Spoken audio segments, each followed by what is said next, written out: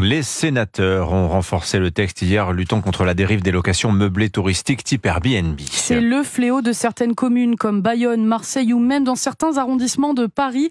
Sur l'ensemble de la France, ces locations meublées touristiques ne représenteraient pourtant que 2% des locations. Margot Faudéré, réduire la niche fiscale sur ces locations n'est pas une solution réaliste pour mettre fin à la crise du marché immobilier. C'est une des mesures phares du texte, réduire l'avantage fiscal dont bénéficient les locations de type Airbnb, et ce, par souci d'uniformité avec les autres logements, défendent les sénateurs.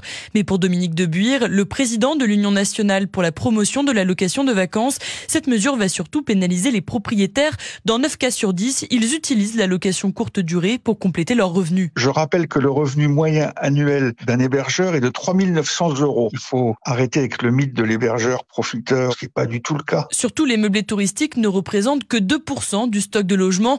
Autrement dit, ce texte ne suffira pas à résoudre la crise du logement en France. Sylvain Grattalou est le président de l'Union nationale des propriétaires immobiliers. Aujourd'hui, la longue durée n'est pas attractive. Il faudrait que l'on puisse modifier le mécanisme fiscal qui lui est attaché. Ça permettra de répondre à un besoin. Celui de remettre des logements sur le marché de la location. À Paris, par exemple, selon Se Loger, le stock d'annonces d'appartements à louer a chuté de 74% en 3 ans. Margot Faudéré.